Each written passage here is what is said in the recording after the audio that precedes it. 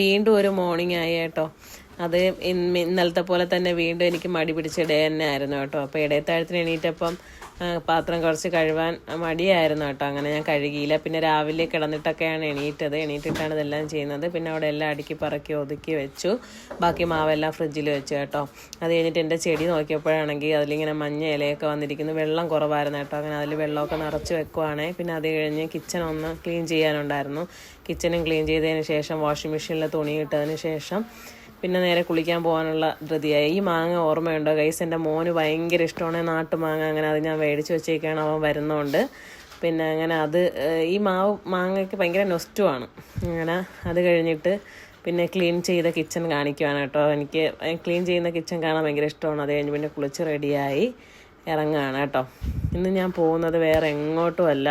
ഇന്ന് നമ്മുടെ സ്റ്റാഫ്സിന്, അതായത് നമുക്ക് നോമ്പ് മുറിക്കാനുള്ള ഫുഡ് ഉണ്ടാക്കാനാണ് ഞാൻ പോകുന്നത് കേട്ടോ. ഞാൻ ഇടയ്ക്കിടയ്ക്ക് നമ്മുടെ മെസ്സിൽ പോയിട്ട് ഫുഡ് എനിക്ക് ഉണ്ടാക്കിയില്ലെങ്കിൽ എനിക്ക് എന്തോ ഒരു തൃപ്തി കുറവാണ്. എല്ലാവർക്കും എനിക്ക് കറിയൊക്കെ വെച്ച് കൊടുക്കുന്നത് ഭയങ്കര ഇഷ്ടമുള്ളൊരു കാര്യമാണ്. അപ്പോൾ ഞാൻ എല്ലാ നോമ്പിനും വെക്കാറുണ്ട്.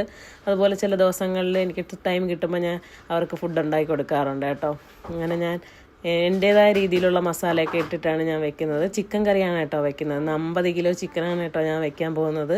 അപ്പോൾ അവിടെ നിന്ന് സംസാരിക്കുന്നത് നമ്മുടെ കുക്കിംഗ് മാസ്റ്ററിൻ്റെ വൈഫാണേ. പിന്നെ കുക്കിംഗ് മാസ്റ്ററുണ്ട്, പിന്നെ അവിടുത്തെ ചേച്ചിയുണ്ട് കേട്ടോ.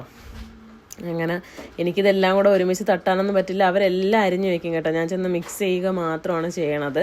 എന്നിട്ട് നല്ലൊരു എല്ലാം ചേർക്കുകയാണ് അവർ എടുത്തു വെച്ചിരിക്കുന്നത്. എൻ്റേതായ അളവിനാണ് ഞാൻ ചേർക്കുന്നത് കേട്ടോ. എല്ലാം മസാലയൊക്കെ ആയാലും എൻ്റെ മസാലയാണ് ഞാൻ ഇടുന്നത്. അതുപോലെ തന്നെ മുളക് പൊടി മല്ലിപ്പൊടിയൊക്കെ ഞാൻ വറുത്തേ ചേർക്കാറുള്ളൂ കേട്ടോ. എന്നാലേ കറിക്ക് കറക്റ്റായിട്ടുള്ള ടേസ്റ്റ് കിട്ടുള്ളൂ.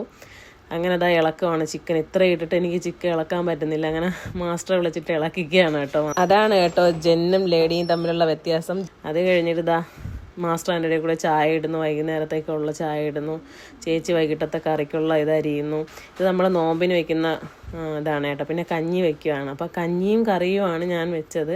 അത് കഴിഞ്ഞിട്ട് ഞാൻ അവിടെ നിന്ന് യാത്ര പറഞ്ഞിറങ്ങുവാണേ. നേരെ നമ്മുടെ ആർക്കെയും മുകളിലെത്തി തളർന്നു വന്ന് ഇരിക്കുകയാണ് നോമ്പ് മുറിക്കാനായിട്ട്. അപ്പോൾ കൊടുക്കുന്നത് ഞാൻ വെച്ച കറിയും അവിടെ ഉണ്ടാക്കിയ ബെറോട്ടയാണ് കേട്ടോ. അങ്ങനെ അത് കണ്ട് സന്തോഷമായിട്ട്. കഞ്ഞി ഭയങ്കര ടേസ്റ്റായിരുന്നു കേട്ടോ. നല്ല നാടൻ കഞ്ഞിയായിരുന്നു.